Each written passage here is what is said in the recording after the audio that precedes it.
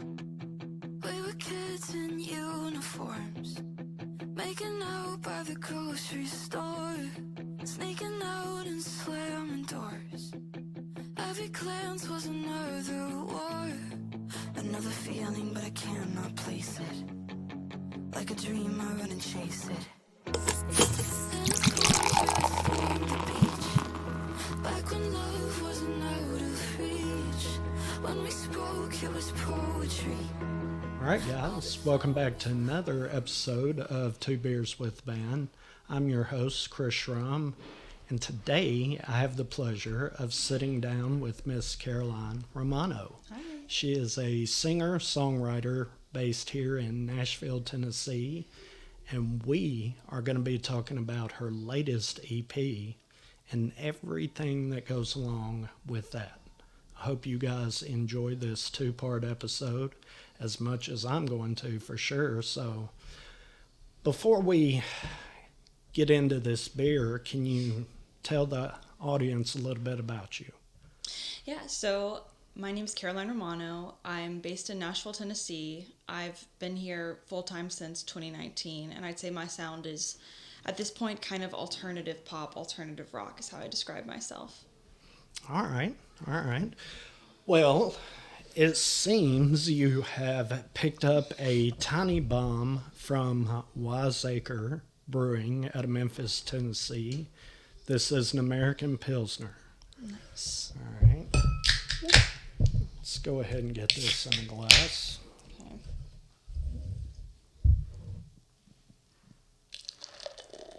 Why does mine make so much noise? Because you're pouring it the way I should be. I don't know. No, it's all right. There's gonna be a little head on it, so. I'm not experienced with beer, so I'm excited to learn more in an official way today. All right, well. What is the proper way to pour beer? You actually want to pour a beer. I know you've probably been to bars where you see them turn the glass sideways whenever they pour it. And what they're trying to do is reduce the foam, the head. I didn't do a good job of that. Well, yeah.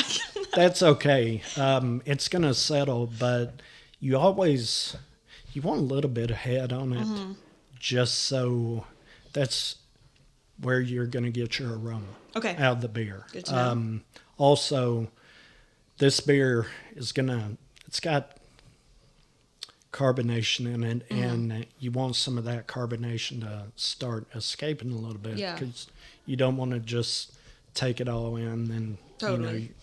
But that's not bad right there. I mean, I have more. How should I keep going with it, or is that going to make it worse? Turn it a little bit and kind of pour it slow. Don't go at it. Okay. Slow. Yeah. Turn your glass a little bit. That's better. Yeah. Right, there you go.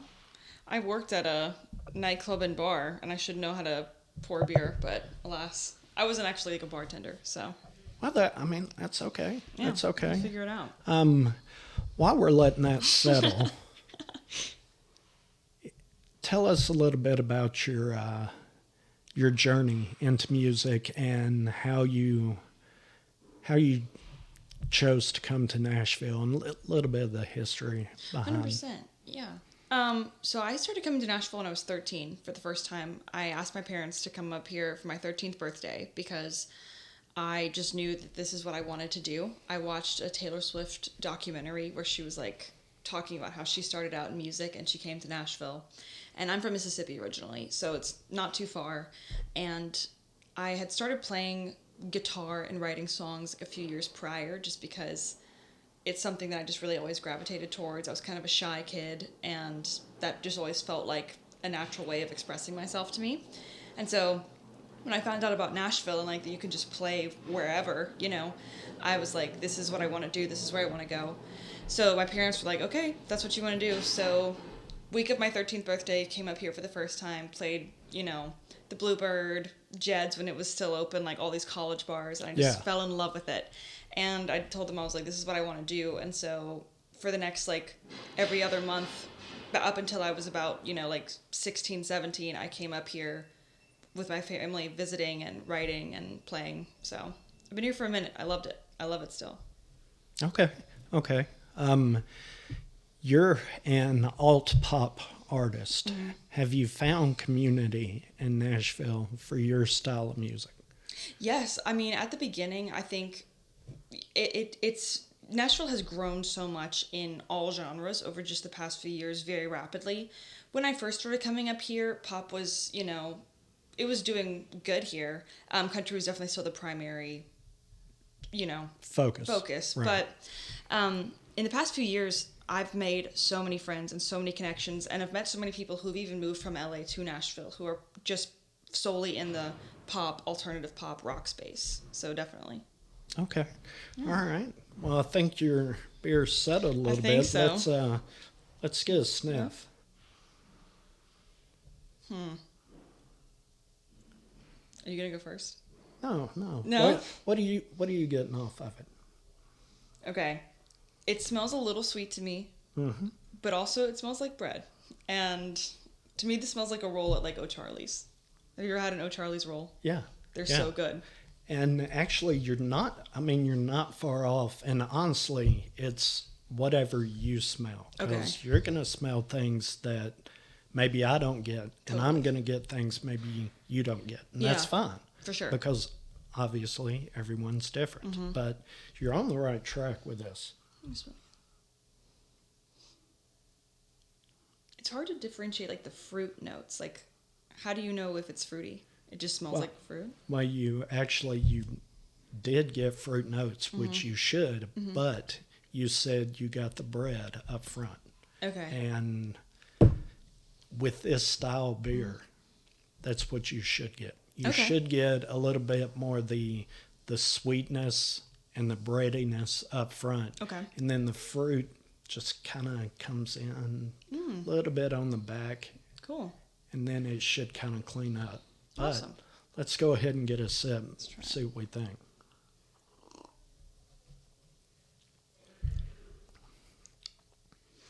Interesting. Okay, I haven't had a lot of beer, so to me, the taste and smell, nothing like each other. Really? To me, no. I feel like that's way more bitter in taste than I was expecting. Really? Yeah. Now, I am getting a very, very light bitterness on the back. Yeah. But up front, I didn't get as much bread as I thought. I got a little bit more fruit, but kind of dialed back. I did get a malt sweetness and then the fruit component, and then just a light bitterness on the back to kind of clean it up a little bit. I like the way it tastes a lot. I think maybe it's just because I've not had a lot of beer. It smelled much sweeter when I smelled it. But I also have my mom has told me the worst sense of smell possible. So that could be throwing me off here. Well, no, excuse me. You hit it, right on the head. I mean, a lot of people, not a lot of people, I've run into people that would smell beer like this and say, I smell beer. Okay. And I mean, honestly, I'm like, well, no, do you smell it? No, I smell beer. And Sure. it's like, well, okay. But you did pick up the fruit component as well as the breadiness. So that's basically what this beer should be. I'll take it. Is just kind of a lightly sweet malt, and then the fruit component, but it's light bodied, so it should clear up and not hang around too long. Cool. So I dig it. yeah, I like it. What do you rate this beer? Do you have a scale that you go off of? I do. Okay. For this style beer,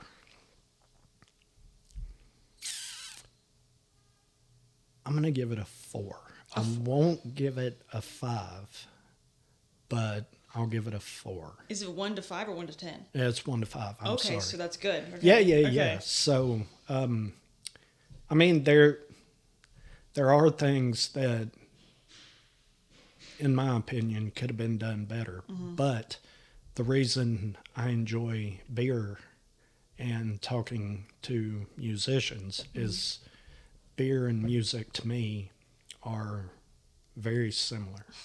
For example, this is an American Pilsner, and an American Pilsner should have some, they should all basically be made the same. But each brewery is going to put their own little twist on it to make it theirs. That's just cool. like your style of music. Yeah. Your style of music is going to be made similar to other people in your same genre, but you put your own twist on it to make it yours and to make it different. I really love that. That's cool. And that's why I think beer and music should be talked about at the same time. I love that analogy. I think that's really, really cool. I'm always going to remember that. That's dope. Plus, I'm just a big fan of beer, so Heck yeah. anything to sit down and drink a beer. Exactly. So music and beer, two of my loves. I love it. Amazing. Amazing. Yeah, I feel like this might open a door for me. Who knows? I might become an expert after this. We don't know. Well, I'll tell you what, you might be on your way. You just don't know. I don't know yet. New talent. See, I don't know if I have enough like repertoire to know if I can like rate it out of anything yet. Like, do I like this? I'd say if the scale's to 5, it's like a 3. But that's just based off do I like it, you know? Okay. Well, okay. Would you drink it again? Yeah, I would drink it again. Okay. For sure. All right. For sure. Well, that's a plus. It's a plus. This is a Pilsner, so it's not going to be real forward with anything. It's not going to be real heavy, real fruity. It's just going to be light-bodied. Yeah. Everything's going to be light. This is a type beer, if you're going to be out in the hot sun all day, a lot of people want to gravitate towards this style beer. It's going to be lighter ABV. You can drink more of them, things like that. Sure. American Pilsner was, I'm not going to say how beer started in America, but it just, for so many years, it was a dominant style of beer. Okay. And then craft beer came along and just turned the beer world upside down and shook it. Totally. So Yeah. this is it's a good beer. It's a good style. A lot of breweries make this style beer, and it's a good base beer. To bring people into the fold of the beer world. It's like, a good entry beer. Yeah. I'm digging it. All right. Well, I would like to discuss your new EP, How the Good Girls Die. Yeah. And I would like to know, number one, how'd you come up with that name? Yeah, I actually, weirdly enough, with this project, had written there are 6 songs on the EP. I'd written the first 5 songs. Like, didn't know they were going to be on this EP, but I'd written them. And then I came in with this concept, How the Good Girls Die, just kind of about, I think, the truth, like the story behind it is, I feel like growing up in Mississippi and going into music very young, I grew up kind of sheltered and like just didn't have a lot of life experience, had a lot of like relational or heartbreak experience until I turned 21 and was going out and all those things. And I saw in that time not only my own perception of myself change, but also the perception of the people who knew me around me kind of, rapidly go from this very sheltered girl to this girl who knows a lot about life and has had heartbreak and all of this in a very short amount of time. And so I wrote How the Good Girls Die as sort of like a cautionary tale to my younger self about like, if you want to know what happens, this is what happens. And so that's kind of, when I looked back at the other songs I'd written over the past few months, I was like, to me, this tells a story, and it's the same one. When I first saw that title, I just kind of blew it off. I was like, well, that's interesting. But as I listened to the EP, it actually dawned on me exactly what you just said. Awesome. And it seemed like when I went back to the title, I thought, you know what? That seems exactly, or that seems to be a great title for this EP, because it does seem like maybe she's changed. And in the music, in each song, actually, you can almost see the change and how exactly it happened. And you're very descriptive, and you do put quite a few words in your music, Yeah. but it all works. Thank you. And I really enjoyed listening to these songs, and I've listened to your other albums as well, Thank but you. I do gravitate more back to this one Cool. because this one does seem, well, number one, it's your latest. Mm-hmm. So it's going to be more about who you are now Yeah. and who you've become, and a little more prevalent to what's going on with you nowadays. So Mm-hmm. I'm going to gravitate more back towards this album, but I'll take you it. do have other music out there. You definitely need to check out her other music, and we'll talk about that a little bit later on, either this episode or next episode. So anyway, what is the inspiration behind this Total EP? The inspiration behind this Total EP kind of came about because I didn't know what to write about. I wanted to take 2024 as a year to kind of figure out who I was currently at 22, turning 23 years old. Like, who was I currently? Because I started in music so young. I feel like my whole life is documented. My whole, adolescence is documented, and it's constantly just a game of me trying to figure out, who is this Caroline kind of thing. And I feel like there was a lot of change that happened over the past few years, a lot of learning, a lot of mistakes. And I kind of just wanted to say, hands off, like no rules, no trying to write like a hit song or something like that. I just want to write basically a diary. And so that's what I did. Anything that would happen to me, I would go in with my friend, John the Dropout is his producer name, and we would write on Mondays. And I would just say, John, this is what happened this weekend. This is what we're writing about. And I would. And at the end of, towards last year, that's kind of just the ones I'd picked from that diary that I felt like told the most in the shortest sequence. How does writing with John, how does that affect the song? Does he kind of let you take the reins in writing it and just say, you know what, I can work with what you've brought? Or does he have interjections into the song, the music?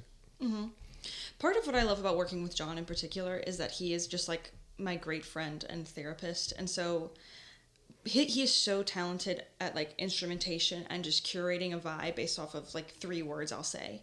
And so I'll be like, this happened. And he'll start making, he's very, very involved in the instrumentation structure of the song and where it goes. But when it comes to the actual like writing, he's kind of just like, go do your thing. We'll kind of start talking again in 30 minutes when I have this fleshed out and you have your words fleshed out. So it's like a good balance. I think I really like working with him in that regard. And there are other producers on the EP as well that I had like such an awesome experience working with. Dana Rector, Taylor DeBray, John Townsend, who's a long-term friend of mine as well. Like, it just is cool because you can hear everyone's own like flavor interject on each one of those songs in a cool way. Okay. How does this project differ from A Brief Epic and Oddities and Prodigies? I think it's different, but also in many ways it kind of circles back to themes that I explored in both of those albums. It just feels like a more grown-up, kind of consolidated version of both of those. I think How the Good Girls Die does have a better grasp on who I am and what, relationships are like and what life is like, just because I'm older and that's what happens.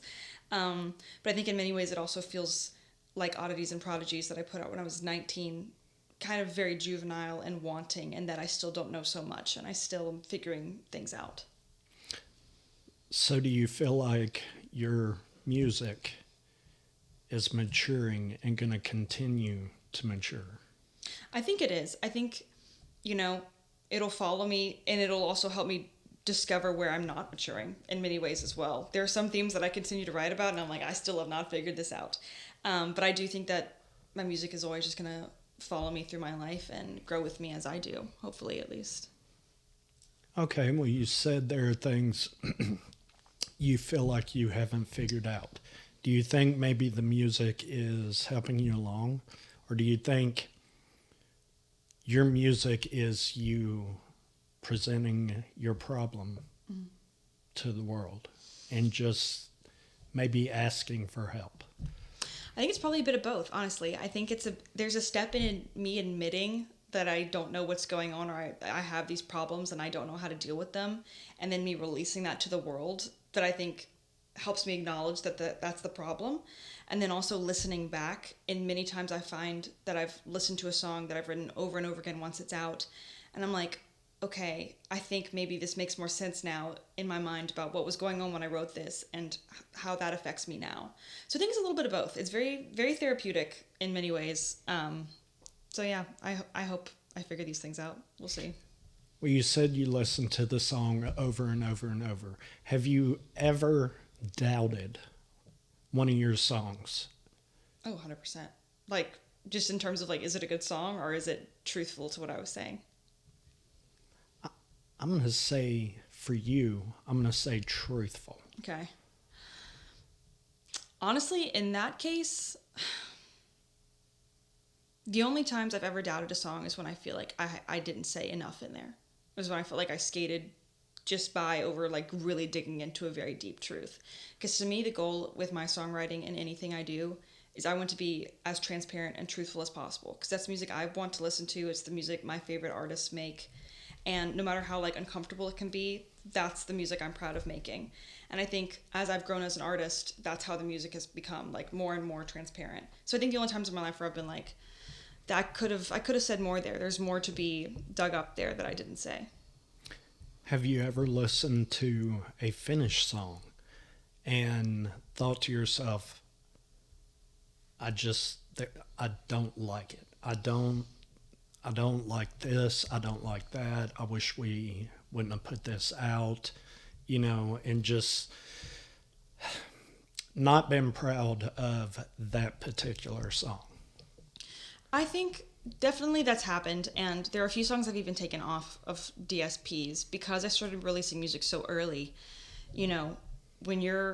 When I at least was 15, 16, I was like, I know how to make music and it's going to sound great and I'm going to love it forever. And then, like, I'm 18 suddenly and I'm like, this is not who I want to be or portray myself as. And so I did end up taking those songs off just because I feel like they weren't a reflection of me. And that kind of goes back to the level of transparency I was providing in those songs. I think when I was younger, I was trying to, like, put out this image that I knew who I was and I knew what was going to happen and I had life under control, but that was just not the case. And so I took those songs down because I just was like, that's not it. Do you still have those songs? I have them somewhere in, like, a deep, like, folder for sure. Like, they're mastered on those producers' hard drives and on mine as well. Like, there's still probably, like, YouTube videos and stuff of them up for sure. I couldn't get them all down. Well, how many songs do you think, complete songs, do you have written that you're just, I'm not, or maybe they don't fit this point in your life, but the song is still there? I would say probably 100. Like, probably 100, like, pretty much, like, besides being mixed and mastered, like, Right. finished, produced songs that I'm just like, I love this song, but for some reason it just doesn't feel like the right thing to say right now, or it doesn't feel like it fits with this story. And I'm hopeful that for a lot of the songs I will, like, circle back to them at different points in my life. In the future, I hope those will come out. But yeah, I have a lot of those songs for sure. Okay. Who did you work with on your latest project? On How the Good Girls Die, the first song on the album is called, or the EP, is called Body Bag. And I wrote it with a producer who I've been a huge fan of for a long time. His name is Danon Rector. And he works with artists like Under Oath, Charlotte Sands, Boys Like Girls. I've been just a huge fan of him and the people he's worked with. So when I got the chance to write with him out in LA, I was like, oh my gosh, this is great.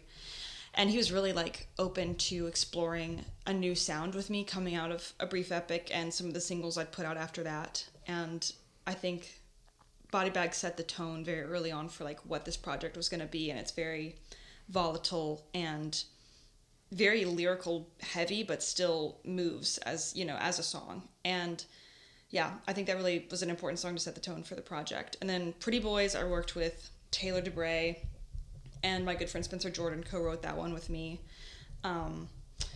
here in Nashville. And I just think that is a really sweet story, simple story that was really important to me to put on the project as well. Born to Want More, I worked with John Townsend, who is also Nashville-based, and I worked with him on much of my last EP, so it was cool to work with him again on this one. And I think we kind of did create a more mature version of some of the songs, even on the last EP, like in a very concise way. And the last 3 songs, I Don't Know These Days, They Say, and How the Good Girls Die, I worked with my friend John the Dropout, or John Dyke is his formal name. And he's really what inspired like the let's just write every Monday and see what happens kind of mentality. And we wrote so many songs, obviously, all of last year, pretty much every Monday, and only 3 made the cut with that. But it was really cool and really helped me grow as an artist, I think. Well, I think Body Bag is very emotional. Mm-hmm. And it seems like the production of that song, the instruments that are in that song really push that emotion out there. And the way the song was recorded, it seems like there's a lot of emotion in it, and it tells a story. Yeah. And I really enjoy songs that tell stories. That's why I used to be a huge country fan, because there was a time when a good country song told a story. 100%. And I really enjoyed that. Yeah. And then when I listen to Body Bag, it's like, I can see this video in my head because of the way the song is sung, the way the song is portrayed, the emotion in the song.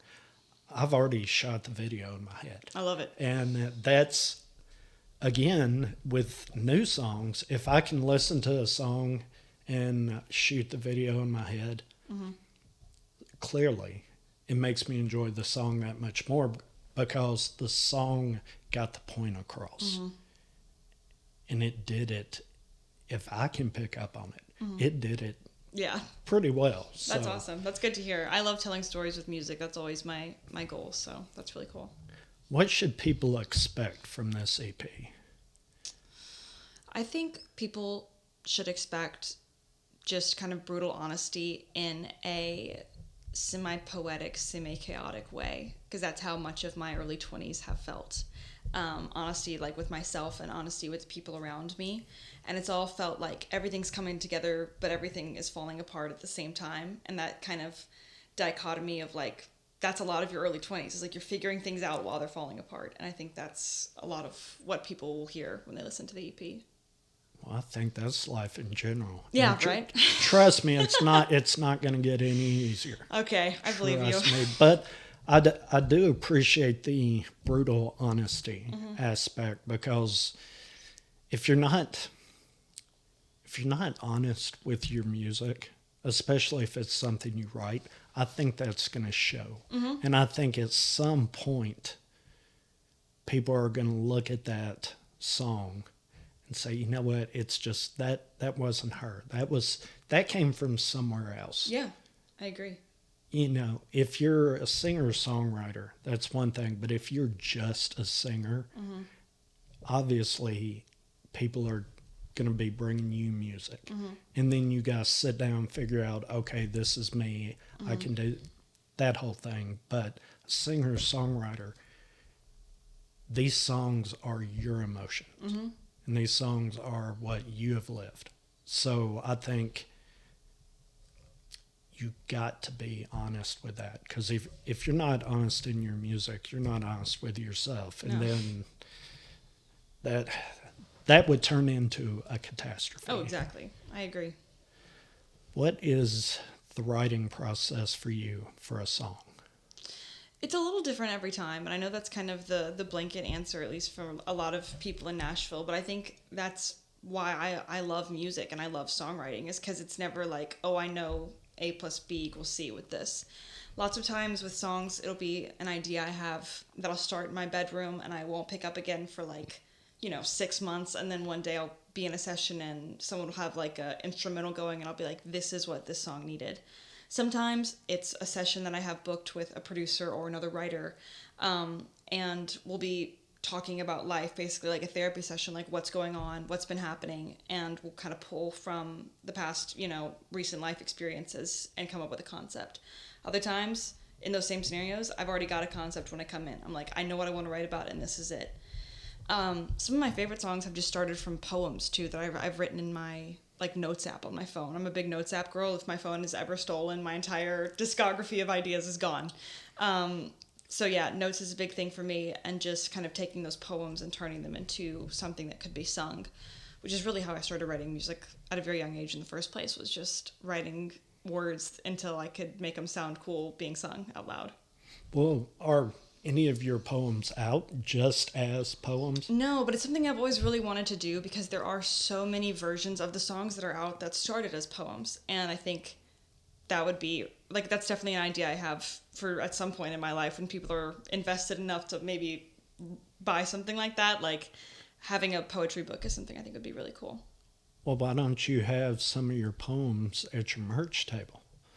I'm new to merch. I just did my first round of merch with this past tour, and I probably should though. That's a very good idea. I really like that. I posted a few on like the internet before, and they've like, that's been cool to see people's reactions to those. But it's definitely something that I should start incorporating more. Well, I think that would show your audience there's a different side of you besides just making music. Mm-hmm. That, wow, I would really like to see some of your poems. I mean, Yeah, absolutely. You should put them out somewhere. Mm-hmm. Totally. And That's a really good idea. I know, like, I have seen artists, I mean, Taylor Swift even did a book where she, like, put a few of her poems out. And I just think it's so interesting as a very lyrics-based person. Like, I think people would glean a lot of, like, where my writing comes from. And I learned so much about my favorite artists from those kinds of things as well. So, yeah, I need to look into that for sure. well, you could also influence someone, I'm sure, if, Hopefully. you know, they read your poems and those poems, like your music, really hit home with them. Mm-hmm. And then maybe you could spark that creativity in someone else. Totally. Just, I mean, No, I love that. I Just- really should look into that. just a thought. No, I love that. But you said the writing process is a lot of talking. Mm-hmm. 100%. So in a writing room, when you have 8 hours scheduled, Mm-hmm. okay, we got to write today. I got an 8-hour block, blah, blah, blah. How much of that 8-hour block is casual conversation? I would say any amount of time you have in a writing room, 50% of it is just talking or like goofing around or like things like that. And that's what makes it so special. That's what makes it feel so lively. Like, I'm never, very rarely am I in a writing session where the energy just feels dull and dead. And I think that's just because it's such a people-based experience. And so, yeah, I would say 50% of that time is always just talking. Well, do you think people who are co-writing with you on your songs, maybe they are looking for something else?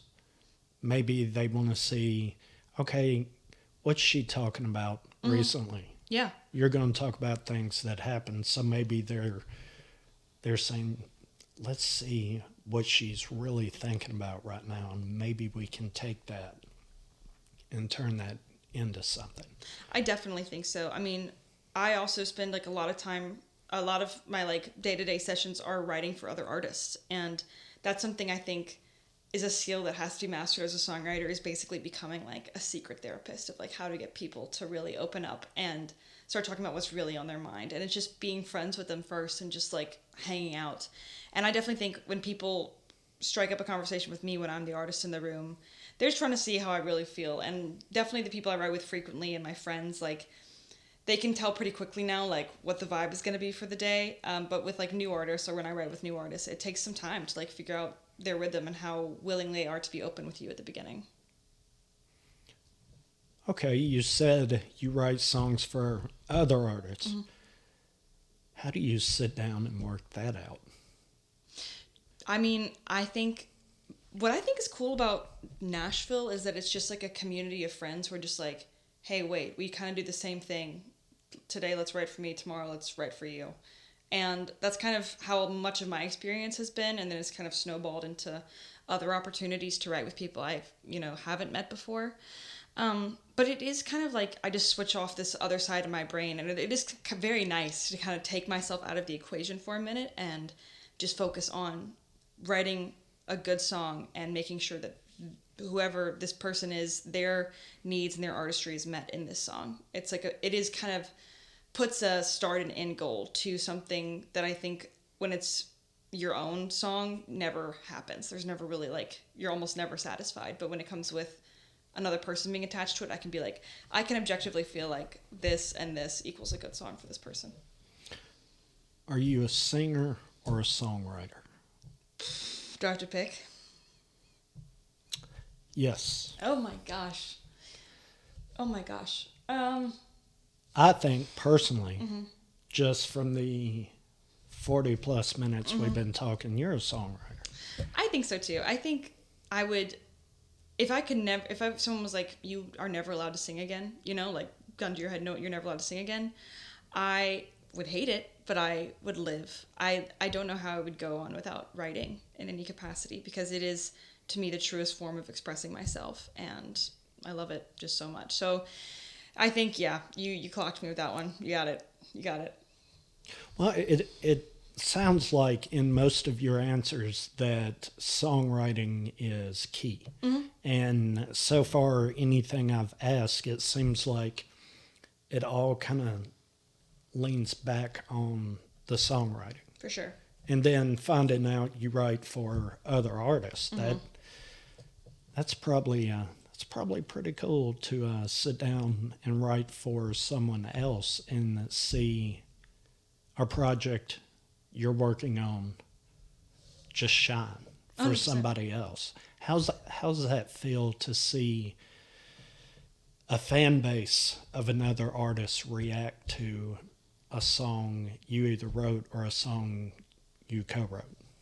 It is honestly crazy. I liken it to, again, I have no spouse or children, but I think it's how like a proud parent would feel like when I like watch someone I've worked with and like worked, you know, alongside for a long time do something so great with something I know they've put so much effort into and something I've put so much effort into as well. And it's really cool to see, like, I have friends whose songs that I've had the, you know, chance to co-write and work on go pretty viral or like have really big moments, and to see people sing those songs back into huge crowds or like wear merch with the song that we just wrote in someone's living room is kind of just unreal. It doesn't feel like, it's hard to process sometimes. Okay. Well, who's out there listening to your music? Who are your fans? I have always believed people listening to my music, my fans, are the loudest sort of introverts. That's kind of that is my motto. That's what I call myself, as the loudest sort of introvert. And I think that can look like many different things.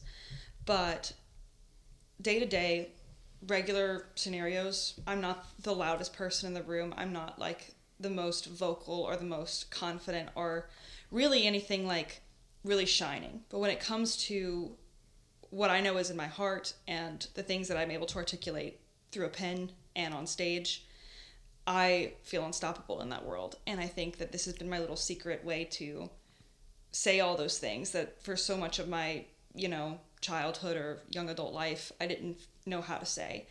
So I think people listening to my music are just people who feel the same way in any regard, no matter what their, you know, life situation is or what their special skill is. Like, they know they have something to say and they know that they're loud inside, even if they don't act like it day to day. Could you write a song based off what you just told me? I think so. I think I have in many ways. Like, much of my first album, Oddities and Prodigies, is sort of another way of saying that. You know, like, I think people who are a little bit odd or a little bit weird or a little bit shy always have so much to say. And it's so interesting just because when they say it, it really makes an impact. And I think I'm going to spend my whole life kind of trying to write that song over and over again in different ways. Well, I think you could write that song. And I think if you did write that song, that would appeal to those people in a bigger way than you think, because you would probably be telling their story. Yeah. And they could really gravitate towards maybe even finding themselves and say, you know what, based on this song, I love this song, and she's speaking my language and she's putting my emotions out there in a way that I can't. Yeah. So I see what she is doing. Why don't I see if I can do that? Yeah. And maybe they become the life of the party.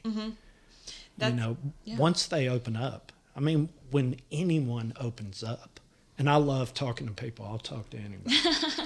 When people open up, especially quiet people, they're some of the most interesting people. Absolutely. The stories they have, the things they've seen and done, but it's hard to get those people to open up. Well, if you wrote that song, those people might be able to say, this is me. This is my favorite song. Yeah. She's up there telling my story. Why can't I get up there and tell my story? Yeah. And maybe they would open up, and maybe that song would really strike a chord. That would be the goal, and I think that that's a really great point. And in every song that I write, I just hope that whoever's listening and whatever they are feeling, whether it's about being, the loudest sort of introvert, or whether it's like things with mental health or relationships, my favorite thing in the world is to listen to music through different artists, and when they articulate a feeling that I didn't even know I had felt, and it's not until they say it that I'm like, oh my gosh, I feel that way too. That just like lights my whole world up. It makes me feel so seen. And so that's always the goal when I'm writing music as well, is just for people to feel that way. What fears have you crushed with your music? I think the fear of being myself, which sounds a little cliche and like a little cheesy, but I think it's easy to kind of mold yourself and tuck yourself away into something you think is presentable and something that you think people will want. And that's something I've struggled with for a lot of my life. And it wasn't until I started writing music and putting it out and really seeing people resonate with things I said that I was a little uncomfortable with to say at times, that gave me a new confidence to really just be whoever I want to be. Like, I think doing music is also kind of like a crazy thing to do sometimes, like I think often like, what if I had stayed in school and like, my brother's going to be an attorney. I like think about those things all the time, and I'm so proud of him. And I'm just like, it gave me the confidence though to take this other life path where, it's very uncertain and very weird, but it's changed my life for sure.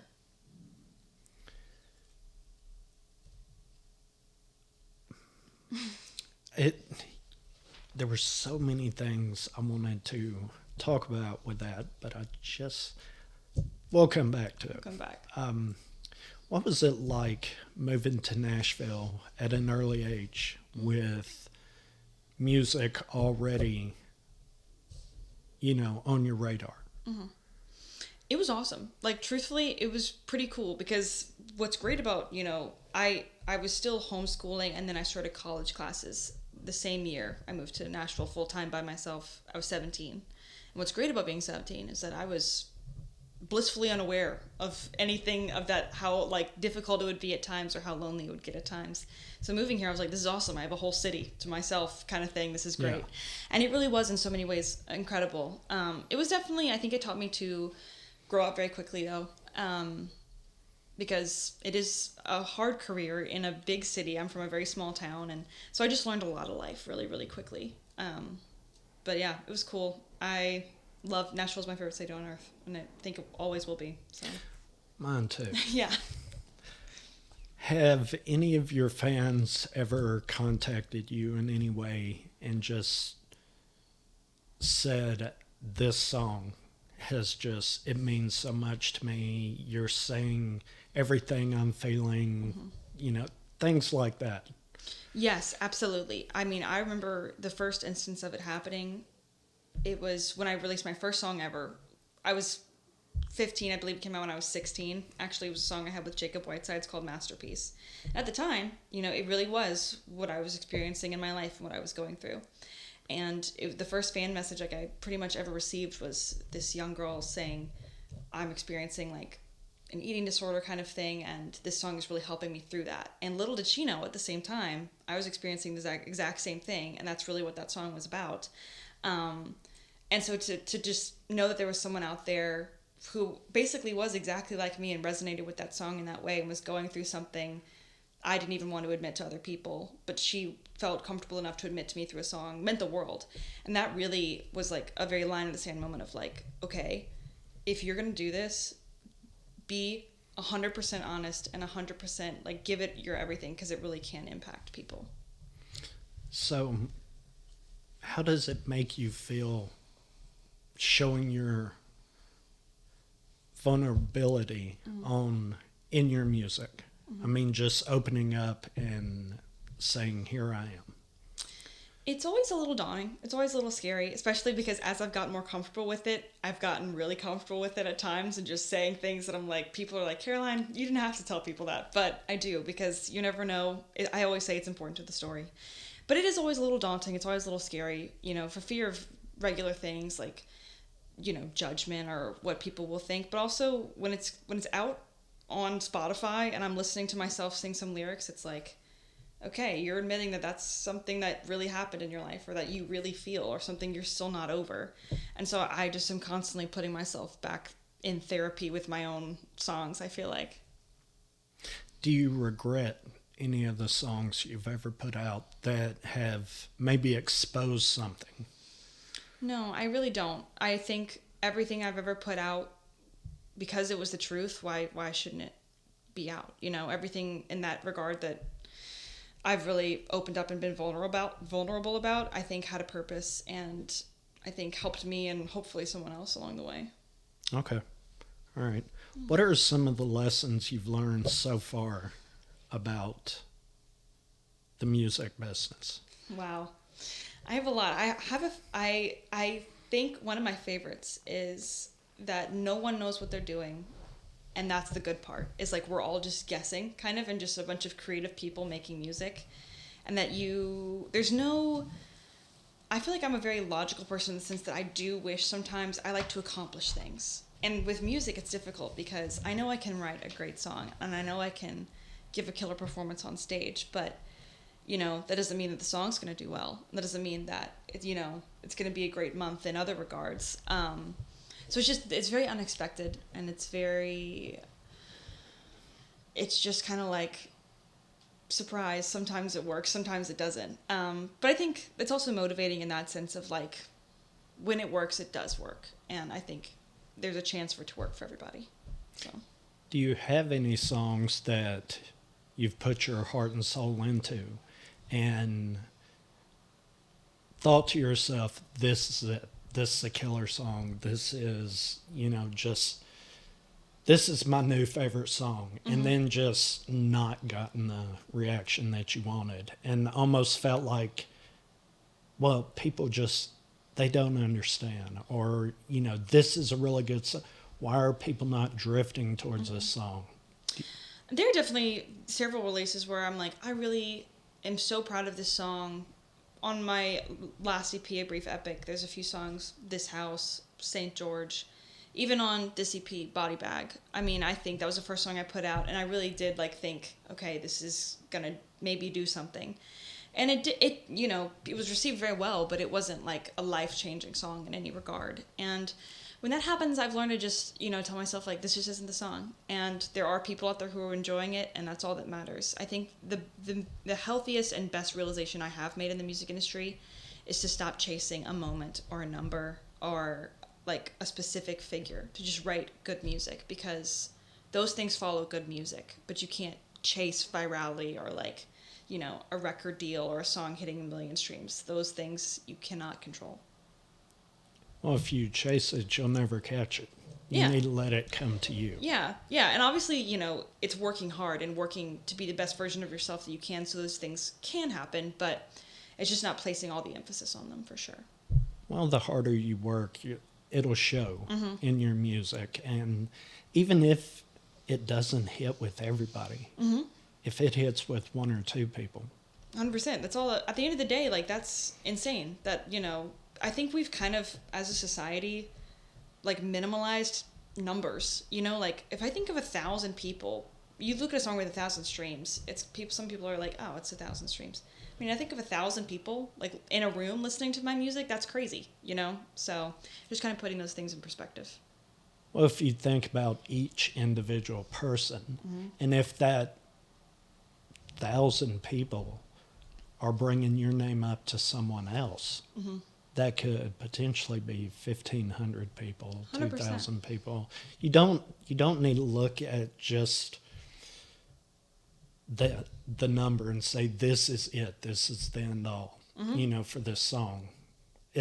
For me, if I'm looking on Spotify and it says so many people have listened to this song, or this song has below 1,000 streams or above 1,000 streams, I think to myself, okay, that's at least 1,000, but I'm going to say maybe 1,200 people that know about that song, because somebody in that group of 1,000 is mentioning this song to a friend, a 100%. family member, something like that. That song's growing more than what that number shows. And that's just, I'm not a big fan of numbers when Me it comes neither. to stuff Yeah. like that. Yeah. And I think also if you dwell on those numbers, that you're not going to be happy with the way things are going. No, you never will. No matter how big the numbers get, you're always going to want the next thing. And I think it just takes so much of the beauty out of what you're doing in the process. Well, yeah, because you're more driven. You'll start wanting to please other people. And in the process of doing that, you're not going to please yourself. No. And then music is not going to be fun. It's going to be a job. Yeah. And when music becomes a job, just like anything else, when it becomes a job, it's not fun. It's what I have to do. Yeah. Exactly. I have to go to this writer's round. I have to go to this show. Not I want to go. I want to play this show. I'm excited too, yeah. Okay, you told me I can play 5 songs. Can I play 7? Can I do 8? Let me go till the lights turn off. Yeah, exactly. That's what you want to keep. I think if you dwell on the numbers, you'll lose the passion. I fully agree. I've never been a big fan of numbers. So, What do you love about being a alt pop artist in Nashville? I love discovering the community that's here because it is so much bigger than I think most people realize. I mean, when I tell people I'm like live in Nashville, or like family members even from Mississippi, they're like, don't you have to do country music? And I'm like, no way. That's just not the truth. But on the flip side of that, it also is a smaller pool, like than country still. Even though it's grown so much, it still is a smaller pool. And so I think it's cool being on the ground floor of like building that side of Nashville and being a part of the people who are trying to make Nashville a more diverse music scene. And also, I think what's cool about being an alt pop artist here is that you've got all of the like storytelling, country songwriting that is so like ground roots here in Nashville that I'm so accustomed to hearing. It's here, and then it's just often applied to different like instrumental tracks or alt pop songs in writers' rooms, which is cool. Well, your songs tell stories. So having those writers based here should make it so much easier 100%. for you. I think it's also just kind of helped me develop that storytelling side of my music because it's just always been the music I've been around. So much of the music here is very like linear storytelling. And so the more you're around it, the more you're going to kind of go towards that. You said you found community in Nashville. What has that changed as far as maybe your writing goes, or maybe even your perception of music? It's changed. It's made it so much less self-focused, which I think is so important. I think it's very easy as, you know, an artist or creative or just a human being to be so caught up in yourself and what's going on in your own life. And I think the community aspect of it has made it to where even if we are writing a song about something that's happened in my life, or even if I am playing a show, there are people there with me and in it together. And it just feels like you have friends in every aspect of what you're doing, and it feels more collaborative. And therefore, the songs that I'm most proud of are ones I've been able to collaborate with people on, because that just feels special. And there's a really, you know, a magic to that kind of thing. I think it's also changed how I view songwriting, in that when I first started songwriting, I was just saying, okay, I want to say this, so I'm going to say it like this. And there's really no poetic refining to it. But writing with other people, I learned so much about song structure, trends that move throughout the music industry and things that circle back around, music theory, just different ways to write a song and have payoff in one. And I definitely would not have that without the people I work with and know here. The people in different genres of music that you write with, Mm-hmm. have they influenced maybe the way the final production of one of your songs? Or have you possibly incorporated other genres into your current? Absolutely. And I think you can definitely hear moments where I'm like very influenced by this one thing or very influenced by this other, because my music will go from times to very, very like pushing the rock side to almost folky. And those are two things that are kind of the like subgenres here in Nashville, is like folk music and very like rock, almost metal. And listening to my friends and the people they work with and how they write and different things they do to give their production like a final finish, different elements they'll include. I've definitely like listened and incorporated some of those into my own music, because I was just like, that's so cool. I want to do that. What is the experience for you in touring? Touring. Yeah. I love touring. I've only been on one. It was this past year, but it was my favorite thing I've ever done. I mean, the only reason I kind of hesitated on the singer versus songwriter thing is because to me, performing is like the other half of that storytelling aspect. I love it so much. I think it is being able to see the songs I write finally like connect with people in real time in a way that I never get to see even online. Like meeting people face to face in that aspect is so important, and also it gives me another chance to kind of tell the story all over again in a new way on stage. Who have you toured with? I went on tour with Small Pools and Grayscale last spring, so almost a full year ago, and it was awesome. We did the West Coast, like starting in Oregon all the way down to Austin, Texas was our last show, and I'd never seen like so much of the Pacific Northwest or anything like that, and it was my band and I in like this, band to go wagon. It was really cool, and I slept on merch shirts, halfway through California, so it was the best experience of my life for sure. What would a dream tour be for you? Who would be on that? A dream tour for me, I mean, obviously, I'm going to say, I've mentioned her several times, opening for Taylor Swift. I think the narrative that she's created and the world she's built around her music is so consistent through her albums and her performing and everything in between. Maisie Peters, Holly Humberstone, the 1975 are other, I think, really incredible world builders and people who are so not only incredible writers but dynamic performers. Noah Kahan's another one I'm a huge fan of, and local people, Charlotte Sands is one I'm a huge fan of. She's in LA now, but I'm such a big fan of hers. And yeah, just any tour where I get to see the world and see people is pretty good with me, though. Do you think you could open for them? I do. I fully believe that my band and I can put on just as good of a show in any regard, like whether it's Nissan Stadium or, Antone's in Austin, Texas. I feel confident that I can tell that story and connect with people. And yeah, I believe in it. What is your dream venue? Ooh. Maybe not necessarily a name. What kind of crowd do you want to play to? What is the big crowd you want to play to? I've always number-wise. Yeah, I mean, I've always wanted to play any sort of like, like the festivals you see where it's just like a sea of people and lights. Like something like that would be amazing. I don't know if I have like an ideal crowd. I'm always so excited when anyone wants to listen or be somewhere.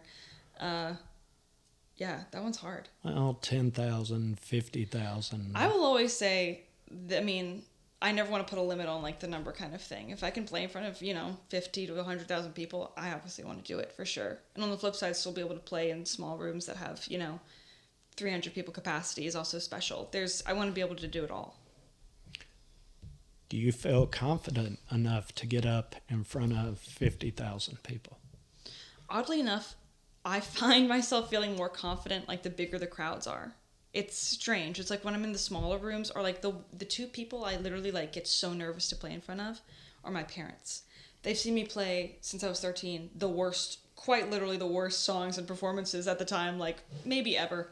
But now, like, they know it makes me so nervous for them to be there, just because it's like the more I know a person like personally and the smaller the room, it's obviously more intimate, and it kind of takes away that level of feeling like I'm up here and things are a bit different. When I'm on like the bigger stages and the bigger crowds, I just feel like I'm in my own little world up there. Is that because the lights are in your face and you can't see them? Probably partly, for sure. Or you're energized by the energy they're giving back? I always take a lot from the energy the crowd gives back. And also, I love, like, hard things. I love challenging things. I love things that, you know, should intimidate me, and I love not letting them intimidate me. So when it kind of the higher the stakes, I always feel like I perform well. Does live performance influence the way you write music? It's starting to more and more. It wasn't something I ever used to consider when writing music, but as I've played more and had the opportunity to play more, and as opportunities come, there are definitely moments now where I sit down and I think, okay, this would be really cool live. But on the flip side, I don't really ever let it like fully affect the integrity of a song or the story I want to tell. Rather, I'll just like take it into rehearsals and put in moments and sounds, and we can change so much about a song specifically for a live show now, which is really cool.